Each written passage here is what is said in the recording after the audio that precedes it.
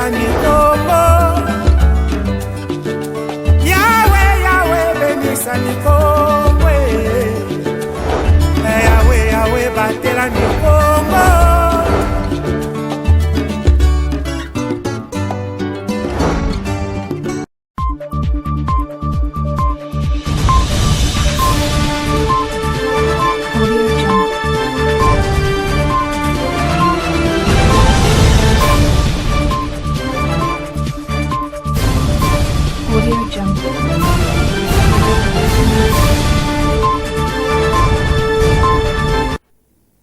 C'est l'heure de vous informer sur les antennes de Ecopolis RTV. Messieurs et dames, bienvenue à cette édition du journal.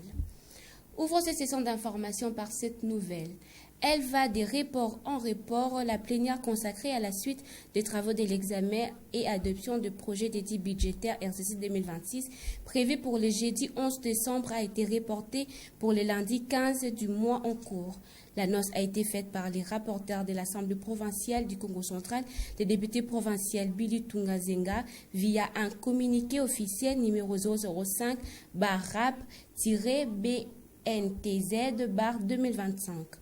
Notons que le samedi 6 décembre, Billy Tunga était devant la presse pour annoncer la plénière du 11 décembre, conformément à la correspondance du gouverneur de province Grace Bilolo, qui s'est excusé à un empêchement. Rappelons que, conformément à la loi relative aux finances publiques, et l'article 136 du règlement intérieur de l'Assemblée provinciale, le budget est déposé par le gouvernement provincial au bureau de l'organe délibérant au plus tard le 25 novembre pour être voté et promulgué au plus tard le 15 décembre de chaque année. Les corridors de l'Obito est une opportunité d'affaires pour les entrepreneurs congolais. Pour joindre l'utile à l'agréable, la Fédération des entreprises du Congo, FEC, a organisé un atelier de sensibilisation à l'intention de femmes entrepreneurs de la province du Congo central en particulier et celle de toute la République en général, du 9 au 10 décembre 2025 dans la salle de banquet de l'hôtel Lydia à Matadi. Reportage signé Pacifique Manda, bienvenue Tony Ronsarkonde. Suivez. La ville portuaire de Matadi a accueilli la deuxième édition de l'atelier de sensibilisation sur les opportunités économiques du corridor de l'Obito, un projet de transport régional reliant le port de l'Obito en Angola, l'Est de la République démocratique du Congo et la Zambie, organisé par la Fédération des entreprises du Congo, FEC. Ces assises qui se sont déroulées dans la salle de banquet de l'hôtel Lydia du 9 au 10 décembre 2025 ont réuni les femmes entrepreneurs du Congo central et une représentation de celles d'autres provinces, notamment les Sud Kivu, Lualaba et autres. La première journée a été marquée par une série de discours dont le mot de bienvenue de la présidente du comité provincial de femmes entrepreneurs FEC Congo central, celui d'ouverture par le président de la FEC Congo central, représenté par la deuxième vice-présidente, et les mots de circonstance par la présidente nationale de la Commission nationale de femmes entrepreneurs, CNF.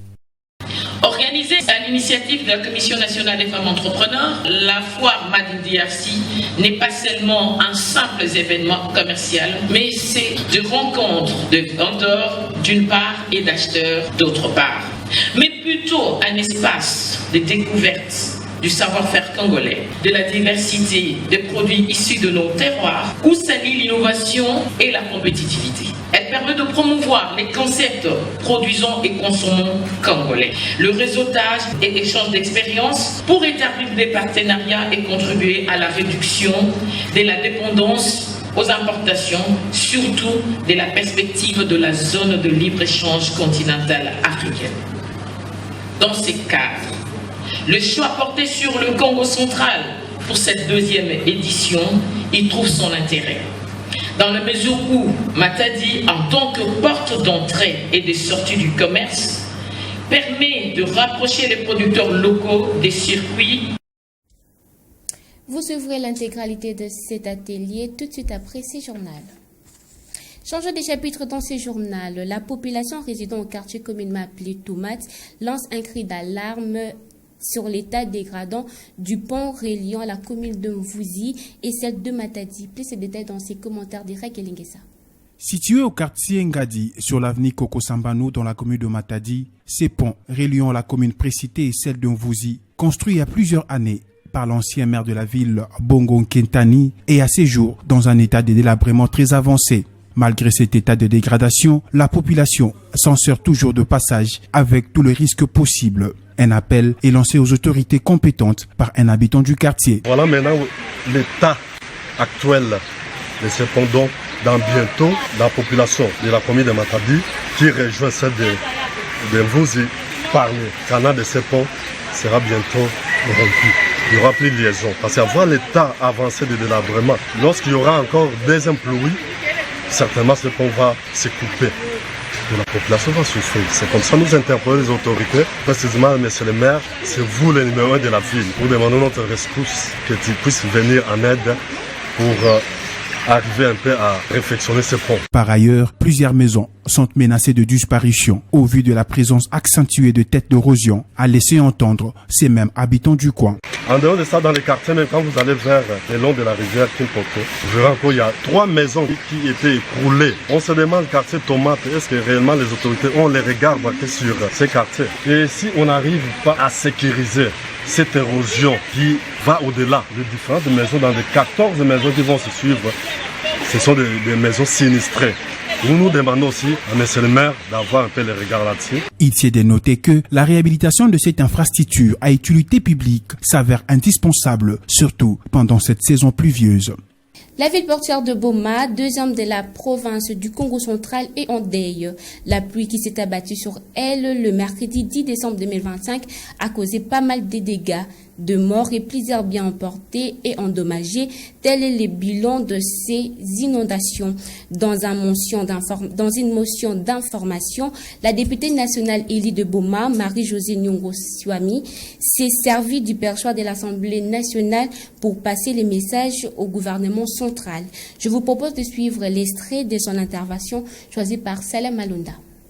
Honorable président de l'Assemblée nationale, honorables membres du bureau, honorables députés, estimés collègues, c'est avec un corps plein d'amertume que je viens vous annoncer, à travers cette motion d'information, la triste nouvelle d'une grave catastrophe naturelle qui vient d'endeuiller la ville de Boma de suite de 3 jours successifs d'abondantes pluies parties du dimanche jusqu'à ce matin. Un tiers de la ville est sous les eaux. Il y a perte en vies humaines, des ponts écroulés, des routes fortement endommagées. La ville est coupée en 3 suite à l'effondrement des ponts. Plusieurs maisons sont écroulées et des milliers de compatriotes sont sans abri. À la veille de la clôture du premier trimestre scolaire, plusieurs écoles sont endommagées et tous les documents scolaires aussi endommagés.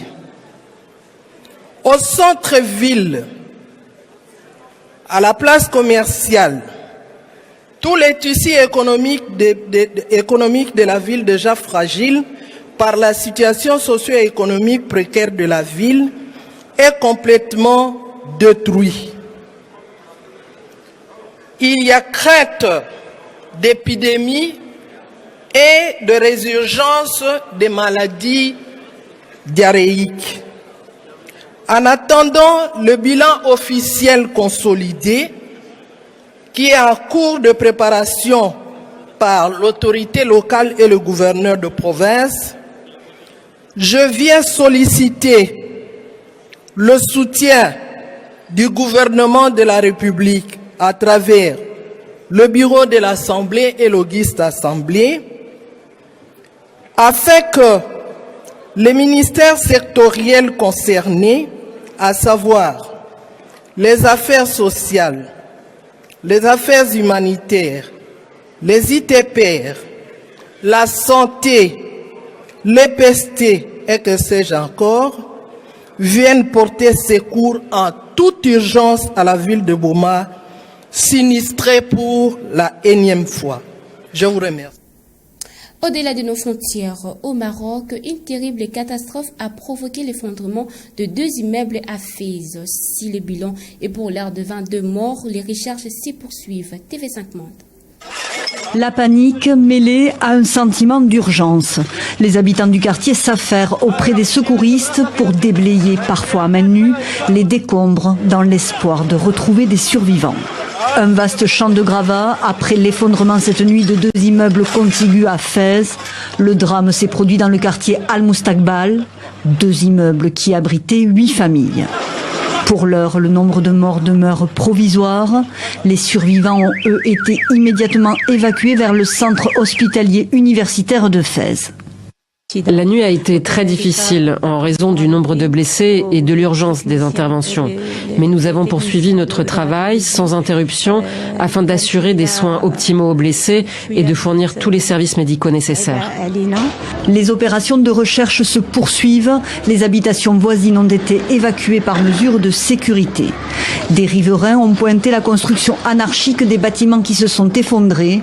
Une enquête a été ouverte pour déterminer les causes de ce drame dans la 3e plus grande ville du Maroc, hôte ce mois-ci de la Coupe d'Afrique des Nations. Seule certitude, le même scénario s'est produit à Fès quelques mois plus tôt.